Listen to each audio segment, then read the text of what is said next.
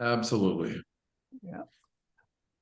So I just want to remind everyone that we are recording. If you have any reason to not want to be recorded, just let us know, or you can drop off now. From Content Evolution in the Research Triangle region and Silicon Valley, this is NuWorld. It's conversations with thoughtful leaders and innovation catalysts at the intersection of people and tech. And Gary Bowles is our featured speaker today. And I'm Kevin Clark. Mike McGuire is my co-host. Hi, Mike. How are things out on the West Coast? It's nice. It's a little foggy, so we're getting a break from the heat and the smoke from the fires. So it's pleasant. Outstanding.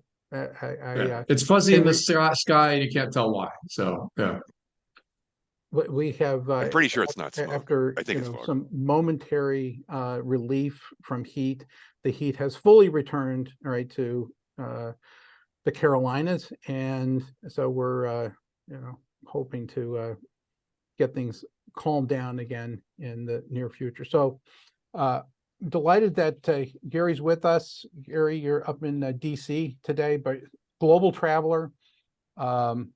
He is a co-founder of Social Capital Markets Conference, or SOCAP, with my friends Kevin Jones and Rosalie Harden. They had moved ownership and management of that into other hands a while back, but it was a seminal event to see that come about. He is the chair, or Gary, you currently the chair of the Future of Work at Singularity University? Okay. absolutely. So you're not only pursuing what you're doing with your book, Next Rules of Work, independently, but you're also, guiding the future of work through Singularity, and that's a very interesting group of folks. So we're happy you're here. Mike, any framing before we turn the call over to Gary? No, I mean, I think we've all been, read and consumed a lot of stories and analysis about AI, and I think we've all been blinded by the power of some of this technology. So I'm very eager to hear from Gary, not just about that, but more importantly, how it affects, the future of work for not just some folks like us who may be on the last third of their career, but people like my niece and nephew who are just out of college and university, went and got master's degrees. And I think now we're looking around wondering, what is the future? So I think I'm very anxious to hear this. All right. Well, AI in the future of work, Gary, it's all yours. Absolutely. So, so I think that some of this is sort of an informal discussion as well, and hopefully we'll make that a great experience for people watching the video as well. It would be great if any of the people that are on the session, that you want to start popping ideas or questions into the chat line, because I just want to make sure that we're hitting some of the things that you most want to hear about. And so I was going to set the table a little bit, and then we can go, Kevin and Mike, wherever you guys want to go, like whatever direction you think we need to be delving in on. I just want to give some of the framing, and I think some people have heard, some of the basics before, but I just want to make sure we're sort of all on the same page in terms of some of the dynamics that we point to, and yeah, and please also raise your hand if you've got something you want to delve in specifically. And then there's a lot of questions about the impact on work. And so what I want to make sure we're just being clear on is a very early days, especially, obviously with generative artificial intelligence software and large language models. So I think that's the watershed point where so many of the things we've been talking about for years about the potential impact of exponential technologies, now we have a mind-blowing example that everybody can see and play with. And so then, our human minds, we start to sort of extrapolate in a linear fashion, and what we end up with is a belief that this is going to have just such a seismic impact on work and on learning as well, that the fog down the highway is just too thick. We can't actually see sort of what the impacts will be. We're just guessing. And so because it's early days, a lot of the guesses kind of go in this really, really broad range of distribution. So I'll talk about what that range of distribution is and why it's so wide and why we have a hard time sort of figuring out what the impact on work is going to be. And then hopefully we flip the script and we say, no, actually there's a lot of potential. There's a lot of opportunity. And if we approach these things right. And so I'll just sort of set the table a little bit, and then Kevin might stop me at any point and let me know if there's if there's something you want me to make sure I'm diving in on. You bet, we're not shy. If there's one thing I know about you, well, I know you're brilliant, and I know you're not shy. So there's two things. So all right. So obviously, many of us have already experimented with tools like Midjourney and ChatGPT, Claude 2. So I'm going to throw in a bunch of. I try to use as many images from stock libraries as I can too, just so those photographers and artists will still get some work. But there's some places where it said, well, it makes sense to have some of the artificial intelligence tools generate some of this stuff, so we can sort of see the way some of the characteristics. And so this just happens to be an image. I asked ChatGPT what would be an idea for an image that would reflect my three legs of the stool and how I talk about the impact of exponential technologies and the strategies for how we can, as humans, continue to navigate. So it's the stool of mindset, skill set, and tool set. And ChatGPT said, well, why don't you have an artist who is using the mindset of technology to paint a painting of a robot? So that's her skill set. And then the robot is the tool set. And so this is AI algorithms suggesting what AI algorithms can be embodied in as an image for mindset, skill set, and tool set. So, all right, so just for those of you who may not know me, as he was saying, so I'm the chair for the future work with Singularity University. I'm the author of a book called The Next Rules of Work, the mindset, skill set, and tool set to lead your organization through uncertainty. I'm a co-founder of a global network of AI experts called Next Labs, and we do workshops to help especially executives from around the world to be able to understand how these breakthrough tools can be useful to them in their own personal work and in their organizations. I've got 10 courses on LinkedIn Learning with 1.3 million learners. Courses like Learning Mindset, Learning Agility, and the most recent one is Skills for Leading the Future of Work. We've got a small but mighty consulting company called Charette, which is focused on what we call initiatives with impact. And so what Kevin was talking about with the SOCAP conference, for instance, that was it was actually Kevin Jones and Rosalie Harden, who are married, and our managing partner for Charette, and my wife, Heidi Kleinmaus, and I. So we called it sort of double dating for impact. It was the whole idea that we could bring together a whole bunch of people to focus on doing well and doing good, building companies, organizations, startups, transforming existing organizations so that they could have a purpose. And we called it social capital markets because the whole idea was that if you treat these as markets, you actually can change market behavior and have a bigger impact in the world. But my wife and I, with Charette, we've also done initiatives on the future of education. We did a conference in 2010. The future of work, we did a conference in late 2019. The growing gap between haves and have-nots, and so on. And then we have a new initiative that we're catalyzing called Future Forward Africa. And then finally, because there's not enough time in a day, we've got a small but mighty consulting or a software company called eParachute, which is built from the knowledge of a book called What Color is Your Parachute? So that's my portfolio of work, constantly changing portfolio. The inevitable result of an advanced case of adult attention deficit. So I was talking about Singularity University, which is neither about the singularity nor is it a university. So we're always open to suggestions for how we can fix this identity problem.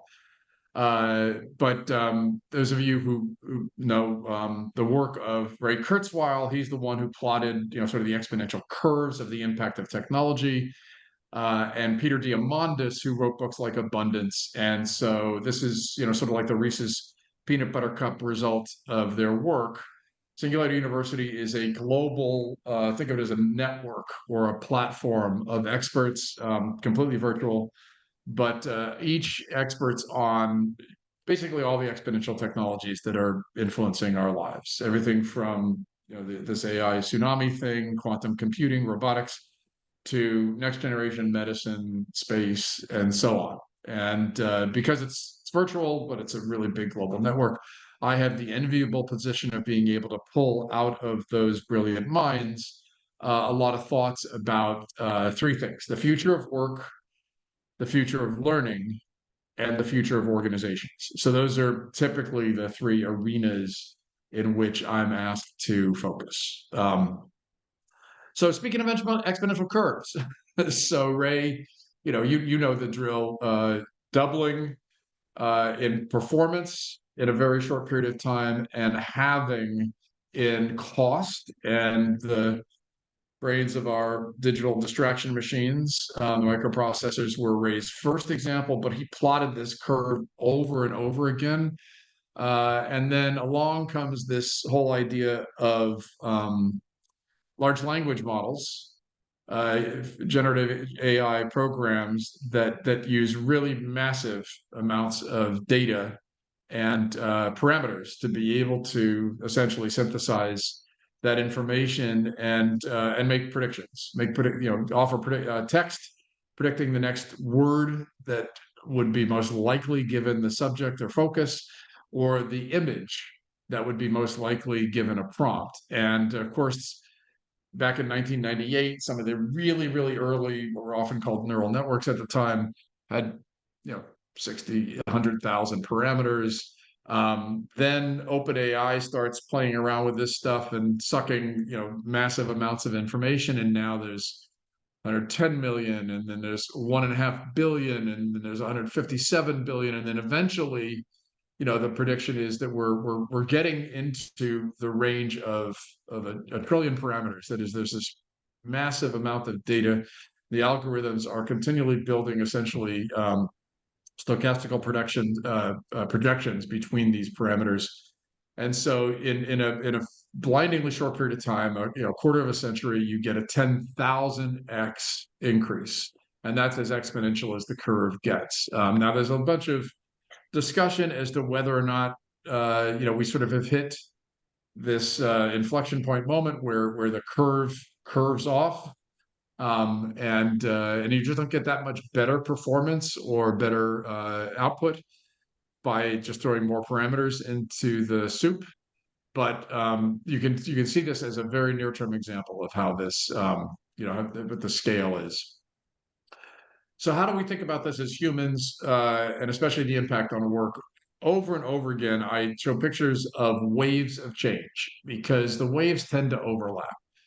If you think of work, you had, a lot of the rules from the industrial era, and then we've got this sort of modern era rules, things, that we do when we go to offices. And then the reason I talk about the next rules is I wrote an article back in March of 2020, if any of you can remember that far back, called Welcome to the Great Reset. And I said, I think what we're doing is we're just completely rewriting a lot of the rules. We're rewriting rules of work, we're rewriting rules of learning, but the old rules don't go completely away. They're in the global pandemic, we're mostly recovered in most places around the world. There are plenty of people who lead organizations, plenty of companies that have bungee corded back to the old rules. So it isn't like there's just this inevitable and inexorable march forward. It's that as humans, we like to be anchored in familiarity, and we like to be anchored in the things that we know we have created success and value in before. And then along comes a great reset, and we think, okay, for a period of time, I've got to go co-create these next rules. We've got to do this flexible work thing. We've got to do this flexible learning thing. I just helped to kick off a brand new college in Mexico City last week. And they've got all these amazing breakthrough ideas about how to do this sort of next generation college. There's still lots of old school colleges, literally old school colleges, and they're not going away tomorrow. And so this is the human experience nowadays, is we've got these overlapping waves, and I call the AI wave, the AI tsunami. And we don't know what the next wave is going to be. It could be fusion power. It could be room temperature superconductors. We don't know what exponential technology is going to trigger the next wave. We also don't know what global event is going to happen. When we were just recovering from a pandemic, not many predicted that there was going to be a conflict that was going to have ripple effects through supply chains throughout the world. And so there's always going to be another black swan event in all likelihood. We just don't know what it's going to be. So we as humans, we are always at a point in time where we get these overlapping waves of change, overlapping waves of rules. And so our charge is to figure out, how do we manage that? My friend Shelley Palmer's got a great line. He says, today is the slowest day of the rest of your life. And I'm fond of telling audiences, I used to tell audiences when this internet thing started 30 years ago, you're going to be emailing your grandmother. And people in the audience would say, that is never going to happen. My grandmother won't even know what a keyboard is.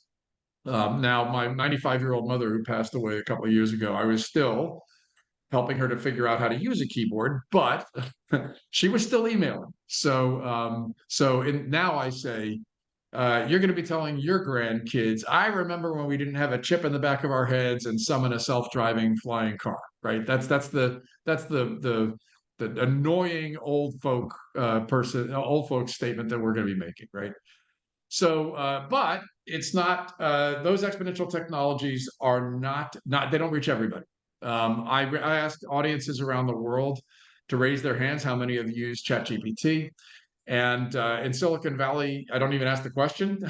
And, in places, in a lot of developing economies, sometimes you get 10% of the audience. They might have heard about it, but they haven't seen it. Self-driving cars. It's astonishing living right now in Silicon Valley, in San Francisco. The street right near me, Steiner Street, is a test bed for Waymo, and it has been for I think 4 years now. And so we saw self-driving cars all the time. And as a matter of fact, my wife's favorite coffee shop a block from us, I've got a picture of 4 cruise cars, no driver, moving as a pack like wolves as they roam San Francisco street. And you tell that to some people in developing economies, and they say, "What? What?"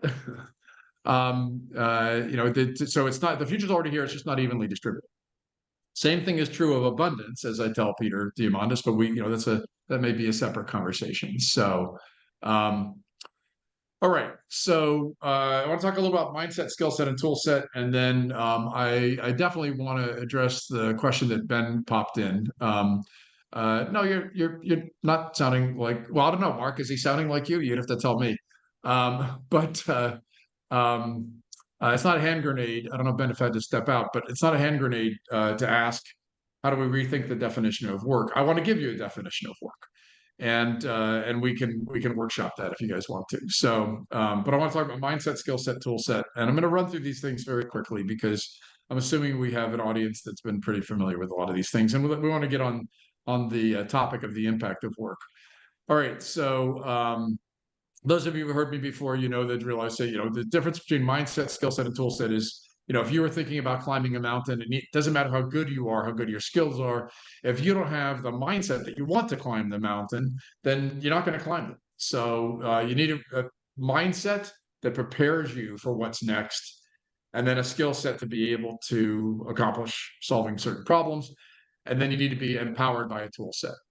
So with mindset, I typically say it's how we prepare for what's next, whether it's my mindset when I'm talking to someone, it's the next word I'm going to choose, it's the next action I'm going to take, it's the way I prepare myself for the next situation I'm going to walk into, or it's how I react to situations. And so you can think of your mindset. You have you're going to sit down to have coffee and with someone, and if it's a person you have a great relationship with, your mindset is, oh, this is going to be awesome. And if it's a person you've had conflict with, your mindset is, oh, not again. I got to do this. And so we're continually preparing ourselves for what's next. And as my favorite behavioral psychologist says, is Dan Ariely. He says we often make these decisions as we act, and then we sort of make up afterwards why we did it. But we are constantly preparing ourselves for what's next. And so I talk a lot about mindset in the world of work. There's a lot of different mindsets. We have a model that we've used frequently with large corporations called GEMS. We say, well, there's lots of different mindsets you can have. Some people call this culture, but in large organizations, we typically find people are focused on one or more of growth as a mindset, being effective as a mindset, the degree of membership, the connection as a mindset, and synchrony.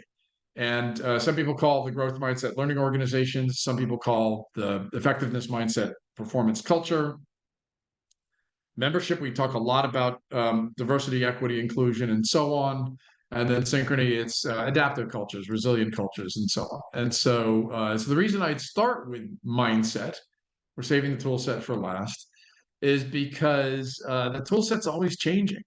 The skill set that we need, I'm going to talk about what some of those are, but the skill set that we need, there's continually new skills that are being demanded in the marketplace. Mindset is pretty much consistent. There's a whole discussion around the word durable, as in, continuous mindset and skill set, and what it is that we can continually rely on, that we're going to need to be able to think about, to be able to understand, to be able to do. And of course, those of you who've read Dr. Carol Dweck's book on mindset, you know that the sort of the if you're going to index on any one of these, we tell organizations you need to start with growth mindset. The reason I was in Seoul, South Korea 2 weeks ago is that SK, the massive Korean cabal, $120 billion company, they want to shift their culture to a growth mindset. And so we're helping them to be able to think through what that process is. So that's mindset in a nutshell. And we can talk a lot about why this matters so much in the world fueled by artificial intelligence tools, but this is basically the framing for how we as humans are continually, no matter what the tool set is, no matter what skills we're using, we're continually preparing ourselves for what's next. I have a question, Gary. Set. Yeah. Sorry, go ahead. Stop. I'll stop here. Sorry about that. What was the question? I'm interrupting. I apologize, but I couldn't find the raise my hand icon. Oh, okay. You talked Raise about your the hand. growth mindset, but that growth can have a number of definitions, right? When we talk about a company, a division, an organization. To be clear, you're not just talking about revenue. You're talking about the growth of the individuals as they in sync with the organization, not just growing revenue, et cetera. Okay. So yes. So I'm sorry, I'm running through these things so quickly. Mike, great question. So the answer is, growth mindset. So I'm actually not talking about growth in the context of the revenue of the organization. I'm not talking about growth in the context of an economist's view of an economy. I'm talking about a personal growth, and really it's a process of continuous transformation. That then fuels the growth, the continuous transformation of the organization. And so I'm not saying start with a mindset that you have to continually be, this kind of organization that is a money-making machine. That's a longer conversation, but I've actually written quite extensively on inclusive economies. And that kind of growth actually has a whole bunch of toxic ramifications that we live with, the results of which we live with today. So it's really much more you as an individual. What is your process of continuous personal transformation? Your team, your organization, how is it continually morphing? And in my book, I've got a bunch of examples of companies that do that. that have that commitment at the personal level so they can actually have the result at an organizational level. Effectiveness is briefly is I don't talk about performance. I don't talk about productivity, again, because these can have toxic ramifications. Effectiveness is very simply, here is what you believe the work you are to do is, the problems that you're to solve, and so on. Here's what whoever is paying you the money, whether it's one of Kevin's clients or it's your employer, and what they think your work role is. And this is the overlap. Effectiveness is the overlap. You have an agreement and you are achieving what you have agreed. And it's when you get out of sync that performance cultures go toxic, because you don't have an agreement or you don't have the resources, the training, the background, to be able to solve problems and to be able to deliver in what you believe your goals are and your agreement is. Or the organization has decided, you know what, you suck. You're the bottom 15%, you're out of here because you're not performing. And that's why I focus on effectiveness. It's a matching thing. Somebody who's not as effective in one organization because they don't have a great match can be tremendously effective in another organization. It's a fit issue. It is typically not an issue that's completely related to this binary assessment of somebody. Membership, long riff on that, but basically it's not. Do you feel like you're engaged with your work, which is from the employer's standpoint? It's what's the degree of membership you feel in that community of your organization. And then synchrony is any organization of any size. Like one of my clients, Novartis, is 100,000 people. How much is everybody in sync at the individual and the team level with the strategic goals of the organization? So, really quick riff on each of those. Thank you. Thank you for calling that one out. All right, let me just go through skill set, and then we'll get to the tool set. And I know this is where we'll have some healthy discussion. So, and this is where I can deal with Ben's definition of work. And I'm really happy to make this a discussion. I'm just giving you my framing. And I have to maybe back up a little bit and tell you the background for this. So it was, Mr. Prensky knows I either have tremendous moral standing to offer critiques and suggestions for the future of education, or no moral standing because I don't have enough college to stuff into a thimble. I was never interested. And but I did sort of fall into the family business, and it just so happened my father was the author of What Color Is Your Parachute, the world's career manual. And so I was trained as a career counselor when I was 19 years old. And so I met some of the most amazing people who understood what it is to develop human skills, who understood the process of career transformation. And so that has informed a lot of my cosmology. And so one of the reasons I tend to try to distill the way we talk about work is that my father's book ended up having 10 million readers, 17 languages. I've coached countless people throughout my career, even though I've mostly been focused on tech and Silicon Valley. And so that's given me my own framing for the way that we as humans go through continuous transformation, and especially what work is. So jobs actually have what I call 6 different characteristics: the who, what, when, where, how, and why. But work is essentially just 3 things. So we as humans, we have a certain amount of energy we expend in a lifetime, and what happens is we develop as trial and error machines from little bitty babies to hopefully mature adults. And what ends up happening is we have a set of problems that we continually encounter, and then we perform tasks to solve those problems. And so we're continually directing our human energy at specific tasks, activities, and we're often, very often, solving problems. And so we call that expending of human energy skills. And we typically develop skills as we go along, sometimes formally, sometimes informally, a lot of times by trial and error, a lot of times by iteration. And so this is sort of the way I think of work: is it's a problem to be solved. We perform, and those problems can be really small problems, the little pebbles, or really big problems, boulders, as this is the framing my client MetLife uses. If it's a bunch of pebbles, what do we do? Go get a shovel. You got to be able to scoop the pebbles up. And then what are the skills? Well, we have human skills too. So this is it. This is what work is. Human skills applied to tasks to solve problems.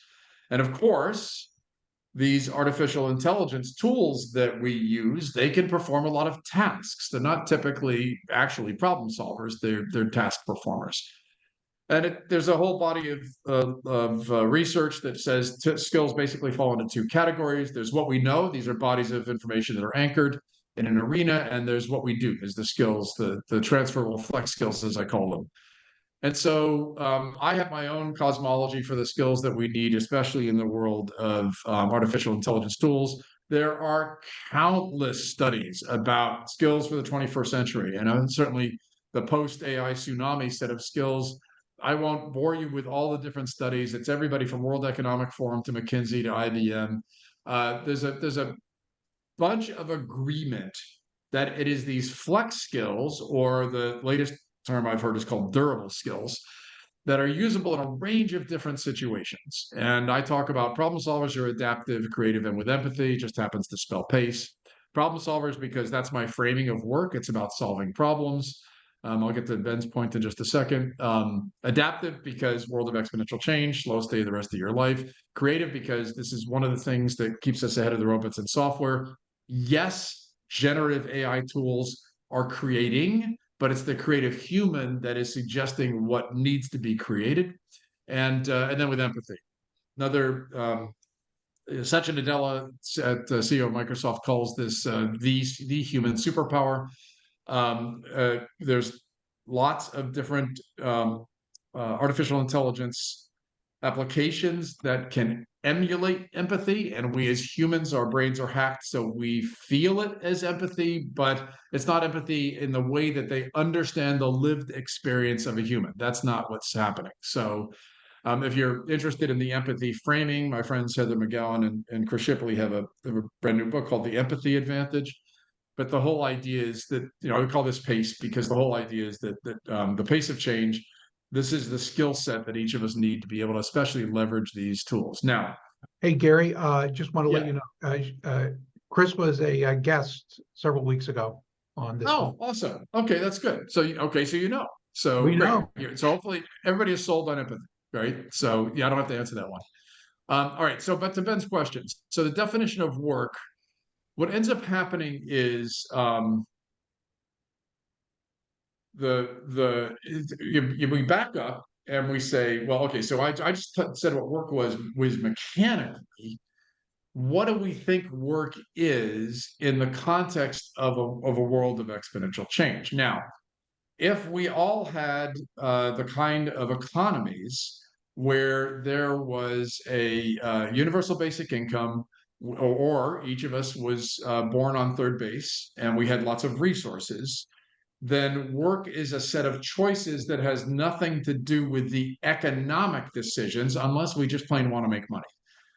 With my father's work, when I was 19, we had an exercise that I actually have in one of my LinkedIn learning courses, where we would say, okay, I give you $1 million. Well, okay, nowadays it's probably 10 million, but enough money where you just don't worry about being compensated for your work. What are you going to do with your time? And most people's response is, I'm going to travel. Okay, fine. Get all that out of your system. Now, what are you going to do with your time? And so, to the question about retirement, all of those are in the same framing. If what you need to do is to make decisions about your work that are anchored in your compensation for that work, and you have certain requirements in your life where you have to have a certain baseline of that income, it's going to influence the decisions you feel you can make, the permissions you give yourself about the kinds of work that you can do. And it's the same thing if you feel that you're anchored in a geography and you can't move for whatever reasons. You have elderly parents, or then your options may be constrained because you can only make choices that you can see in your own geography. Although in a world of distributed work, I hope you have more options.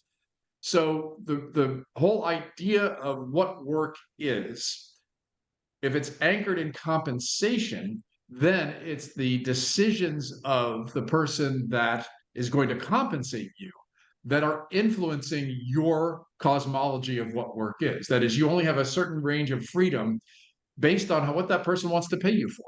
And if you can find somebody who pays you for something else, that, for instance, wants to pay you to be able to, think deep thoughts or sit around and smell flowers, or, if you can find somebody, they'll pay you for that, then you have that degree of flexibility and variation. So to your point, Ben, when you're talking about contribution, if we had completely inclusive economies and communities could decide, we need somebody that's just going to focus on helping the people who have the most emotional challenges. And we're going to, as a community, compensate them for the time to do that so we can have a better community.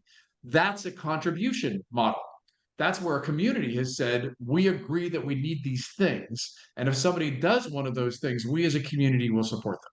So I'm all in on that mindset of what you can do in the shift towards the definition of work. You've just got to have whatever it is in your life you need to make sure that you can continue to have a meaningful, well-paid, or enough resources to be able to have the lifestyle that you want. So I hope that sort of addresses some of that. And then the same thing with retirement. It's the same thing with retirement. Again, if you've got all the resources when you no longer have a relationship with the world of work, or have to have a relationship with the world of work, you've got a lot of choices. If you don't have those resources, then some people think of it as, the phrasing often is the third. Like you just have a different set of design heuristics than you had in your first third, which was mostly focused on learning. The second third, which was mostly focused on work and generating revenue. And then the third, if you have the capacity, the resources, you get to make different decisions because you've got a chunk of learning from that first third. You've got a chunk of work that you've done, so you know what you like and what you don't like in the second third. And then you get to hopefully make more decisions in your third. Does that make sense? So, Yep. All right. So yes. So to Mark's point, yes, you do have to align what you like and what you're good at with what people will pay you for. And I won't show the Ikigai model. I hope most of you are familiar with that. But the basic premise is it's sort of four rungs on the ladder: what you're going to get paid for, what you're good at, what you love doing, and what the world needs. And the old rules of work, you were just anchored typically in what you're good at and what you get paid for, because work is work. That's what your parents and your grandparents did. My father comes along 50 years ago with "What color is your parachute?" He says, no, wait a minute, you can do what you love. Doesn't mean everything's perfect. And maybe you're not going to get paid as well if you shift to a new field that you really love. But you may not have to give all that up so long as you can find that relationship with the person who can pay you. Dean Kamen, Mr. Segway, my wife had him interviewed on a Google, on a YouTube interview show that she produced for Google's science fair program. And Dean had a great line. His father was an artist, didn't understand engineering whatsoever. He said, but Dean, you've got to do what you love, but get so good at it that people have to pay you for it. And so I say that line to young people all the time, because it's, do what you love, there's an asterisk. It's like, no. You got to make sure that there's well-compensated work. And when you're young and you don't need to get paid as much, maybe that's a good time to do some of that stuff. All right. So let me just hop back in and we jump into the AI thing, because we're, sort of missing some of the technology stuff. I'm just going to roar through this, and then maybe we can just have questions in the final 10 minutes. So I'm just going to go through this. You know what? And so you all got the memo. It's this intersection of what you're good at and what you love doing. We all have to do stuff that we're not good at and we don't love doing when we got to make money. But this is your superpower. This is the intersection of good at and love doing. And this is the goal. Think of this as your North Star or your Southern Cross. All right, so let's talk about toolset. Let's talk about, so first off, I have a memo for you. AI is not a thing. It's just not. Artificial intelligence is a made-up label for a bunch of algorithms. It's all fuzzy. Some of it's really just machine learning. But we just lump it all together. We call it AI, and then we call it a thing. And unfortunately, what we do is we then, and this is a discussion Mr. Prensky and I have often, we personify that tool set. and we make AI a thing, and we move it up to our level as humans. And my unrelenting perspective is that it's a tool set. It is below us. It is a thing we created. It's no more my equal than my pen is. And so the mindset of the tool set, of using a tool set, is how we can use it so that it can support our mindset and our skill set as humans. And so so I asked the tool set, I asked Midjourney back in November last year, what is Midjourney? And on the left-hand side, it showed this picture of a kid in this magical, fantasy world. And then I just asked Midjourney last week, what is Midjourney? And now it's a pathway through a magical land. I've done a series on artificial intelligence. Actually, now it's a 6-part series on my newsletter on LinkedIn. I call it the AI Tsunami. I talk about the impacts on work, on education, and the likely mapping of what happens to work. Those of you who know my work, I actually talk about the tool set in 2 different contexts. I talk about techniques and technologies. Techniques are things like design thinking, rapid prototyping, moonshot thinking, 10x thinking. They're processes, steps we follow to solve problems. And then technologies are the ways we use, typically things that are driven by a microprocessor, but the technologies from the plow and the shovel all the way up to these artificial intelligence tools is a constantly changing landscape of tools. And we will always be continually iterating that set of technologies. Now, what about the impact on work? Because this is what everybody keeps asking about. So another Magic Quadrant setup, if you look at the kinds of problems that we solve in our work, you could call this value creation, or whatever framing you like. You can call it contribution from, it's the same thing over and over again. So it's relatively minimal value in terms of it's just the same thing, like it's washing a dish, or it's just, you can do the same thing over and over again. Or it's unique. You've never encountered this problem before. It's a wicked problem. It's a complex challenge of society or humanity. That's one axis. And then the other axis is, well, what are the tasks we perform? Like, what do we do the same thing over and over again? Is it similar to the tasks we performed before? Or do I have to come up with a new way to solve something? Now, what we've said to ourselves in the past, and if you look at all of the analyses of the impact of technology on work, they take this kind of approach. They look at jobs that have been deconstructed. They add up what they think the technology can do, and they look at different tasks or different job arenas, and they make guesses about what employers will decide about those jobs. So if you just heard a whole bunch of asterisks, that's all true, because they're all if. It's layering if on top of if on top of if. If the tool can do this, if it changes this job in this way, if an employer makes this decision, here might be the way that work changes. So we know work's going to change, it's just how. In the past, we said, oh, no, it's only going to be these boring, repetitive tasks. And then there's all this stuff in the upper right quadrant that is uniquely human. And then, oops, along comes ChatGPT. And wait a minute, some of this stuff looks like it's creating, like it's doing things we thought only humans can do. And so we freak out and we say, uh-oh, human linear thinking, this is all the jobs are going to go away. Like no more jobs, you can still dig a ditch, but although a robot will do that someday. But you're going to lose, now we're not going to have a single writer or photographer ever again. And so what ends up happening is there's kind of this immediate, this happens over and over again with these waves of change, is we get this whack in the side of the head. All this stuff happened at the beginning of the internet. 30 years ago, we had exactly the same conversations about how every job was going to go away because of the internet. And then there's certain jobs that are certain work roles that are canaries in a coal mine. And yes, those transform, but it often takes longer than we think, and it changes in different ways than we think. The canary in the coal mine, when I started my magazine Interactive Week in 1994, canary in the coal mine was journalism. Well, so the media industry, traditional media, lost 30% of 50% of all the jobs in the past 30 years. But it took 30 years. and far more jobs were created in new media. And so that's, so the whole idea of content, of the ways that we've created content, we've just shifted to new models, and the people that we're able to adapt are the ones that still have meaningful work. We know there are certain work roles like telemarketers and people that do phone support and very basic clerk and admin stuff, the retail stuff in a grocery store checkout. All a lot of that stuff is already being transformed. There are robots at your CVS. You're using them all the time. There's all these other, I talk about the pace skill set. There's all these other problems to be solved in the upper right corner, and we keep thinking, oh no, even those jobs will go away. This is zero-sum thinking.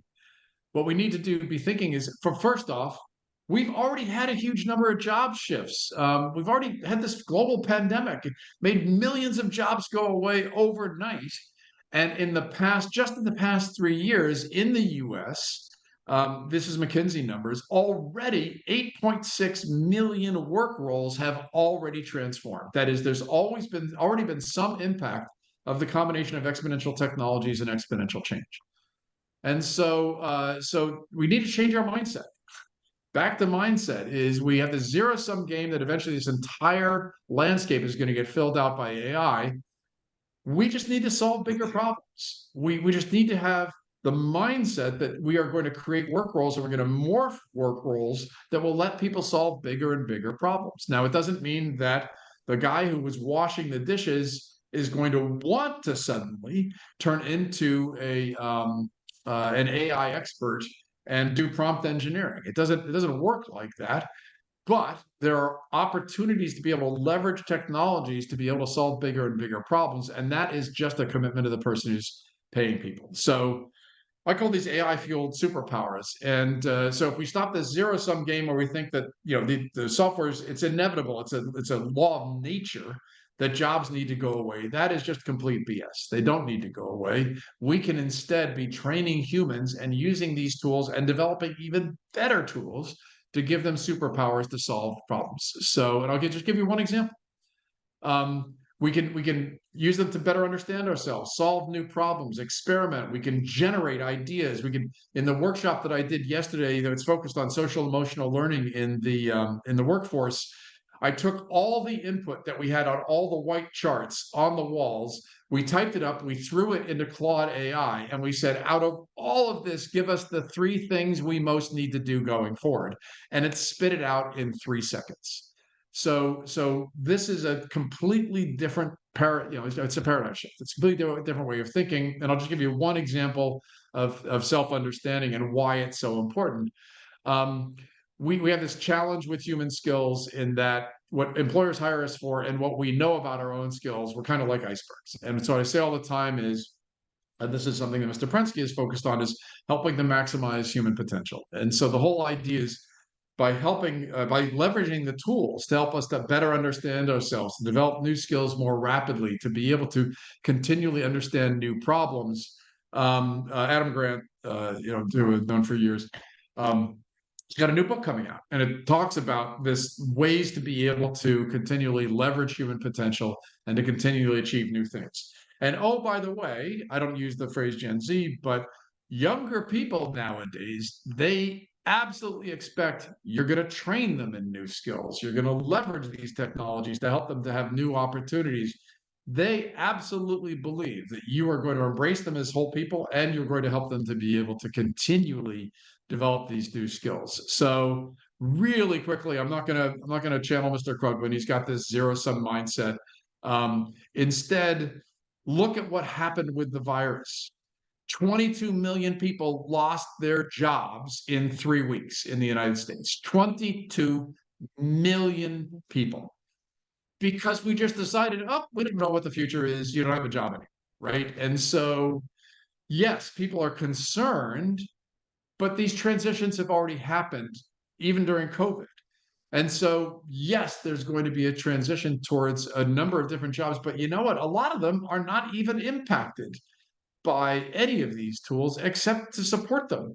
We're never going to have enough nurses. We're never going to have enough home health care people. We're never going to have enough people that are going to do pre-K and taking care of young people.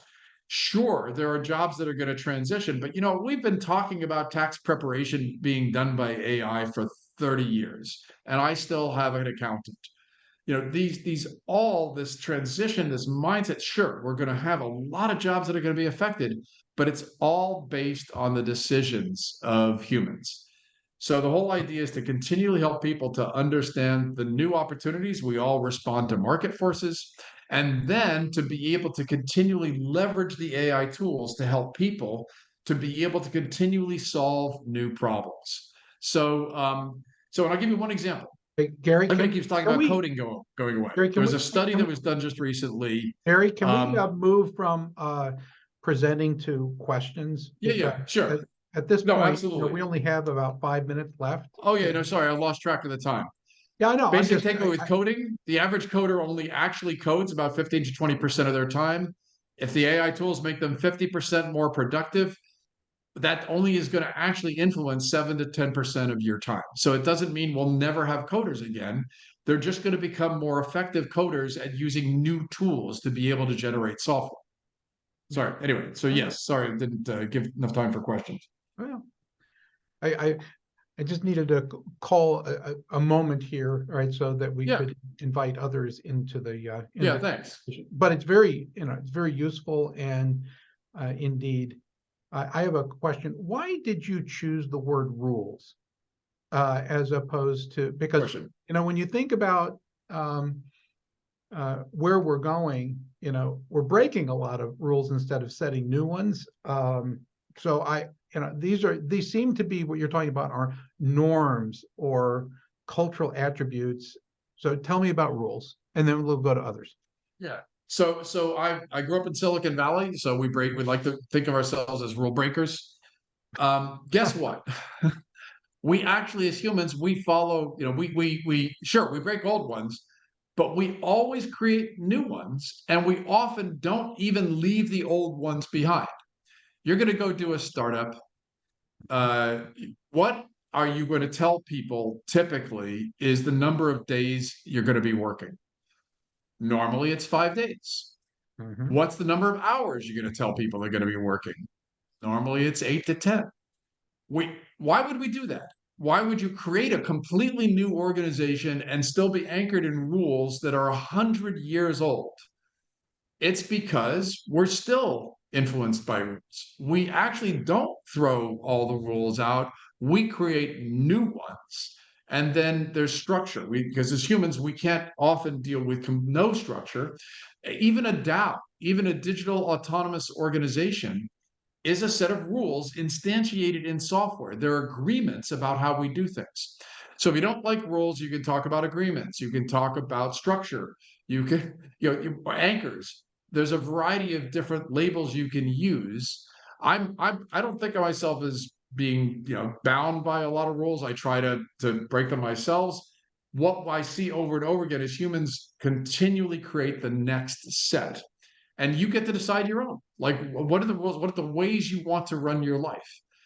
If you feel that you've got the empowerment to be able to do that. So I'm not telling people live your life by rules, only follow the old rules. That's not the takeaway. It's co-create the next ways we all want work to work. Okay, very good. So we had comments in chat, and Mark, pick a question, and then I'll go to Elsie next. So pick one question, Mark. You're on mute, sir. Hey Gary, nice to see you. I'm very impressed with the breadth of all the ways you're constructing this stuff. Thank you. You continuously use the term we. We do this. We need this. We have problems. We. Who is the we? Is the we all humans? And are you qualified to speak for all humans? Is it the Silicon Valley humans? Is it the big company humans? Is it the people starving in Pakistan on those islands in the floods? Who is the we? Okay. So I don't know if I'm even qualified to speak for myself. So I don't think I would speak for all of humanity. So, but I'll say we is a set of decisions. And so each of us as humans, we choose the we, that we are in the process of. So, and it's a power dynamic. So the people that are the most advantaged, the ones that run companies, the ones that have the most resources, they often have the biggest influence.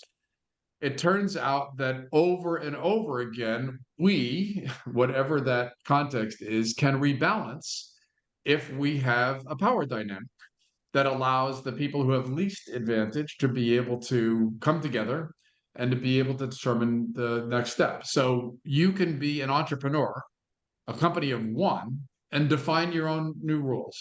You can be in 100,000 person company and you can be co-creating the operating system for the next iteration of the organization if the power dynamic is balanced. And so those with less advantage have less influence typically over the way that that process works. And so that is something for us to fix, is to make the we constantly as inclusive as possible, and to get to make sure that that power dynamic doesn't stay continually so out of whack with so much power and money in so few hands that the rest of we have less influence over that process. Okay, thanks, Gary. And Mark, thanks for that question. Elsie, you had a comment in chat, and please join us. Thank you. Thanks, Kevin, Mike, everybody. Hi, Gary. I really appreciate the clarity of your exhibits in particular. And the one that has, where I live is in the waves and the overlap of the waves, and the momentum toward aligning the skills in my world, the skills, will, and resources around this mindset that you just alluded to, one of inclusiveness and system dynamics. And so my question, and I agree with what I think you said, which is that mindset, for me, mindset is key. It is the place where our appetite and our sense of alignment with a living system meets what we tell AI to do. Okay, you know, what do we want? Where do we want? What do we want to be as a civilization if we actually do make it to the next stage of that? And so my question for you is, you know, there's personal mindset, of course, and then which can expand into organizational mindset. We talk about growth mindset.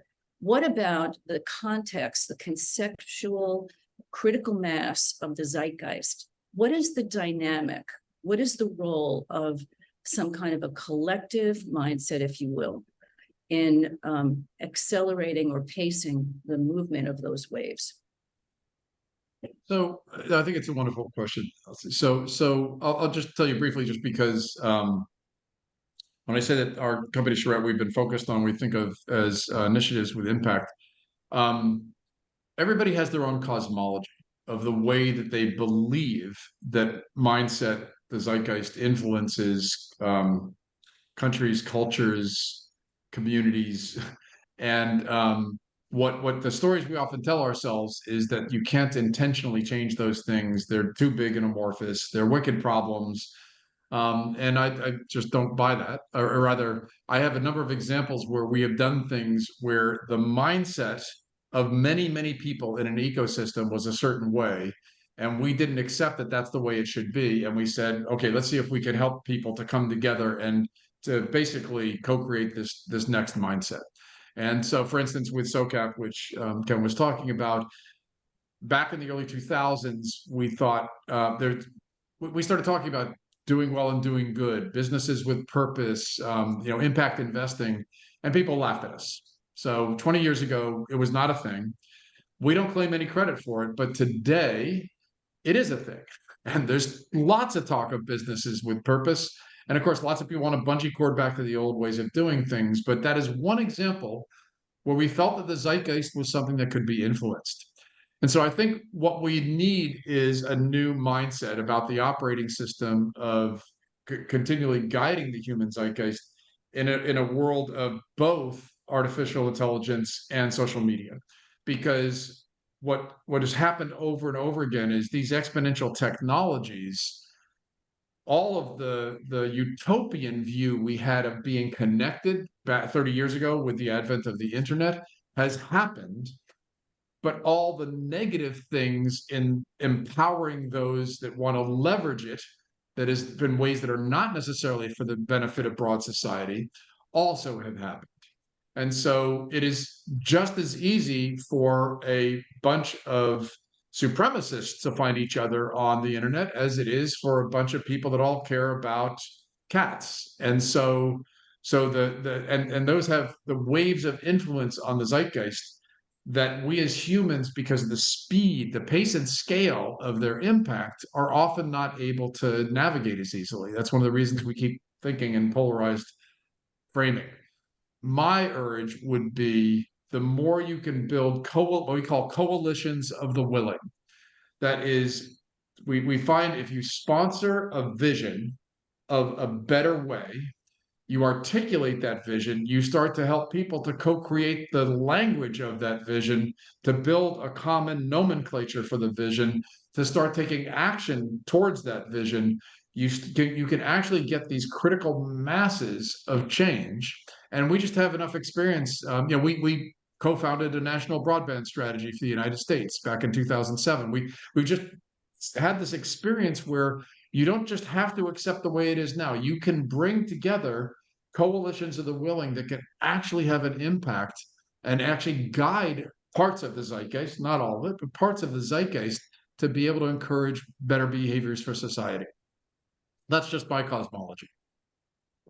Elsie, thanks for that question. Gary, thank you. So we're over time, but Yeah, sorry about that. Time well spent, and we greatly appreciate you being with us, Gary. Well done. Mike, concluding thoughts from Silicon Valley?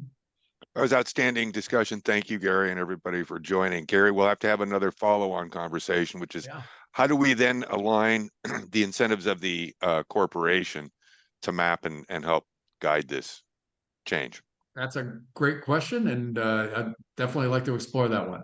Absolutely. And to whatever degree we can follow in your footsteps, I imagine that most of your work life hasn't been work, right? The way that we would normally think about it. So, hey, Don't think of it that way. nice life Yeah. if you can get it, So good stuff. Gary, thanks for being with us, and everyone, thanks for joining. We'll see you on the next edition of Content Evolution New World next week. And everything you do, All right, man. folks. Be Cheers. well. See you.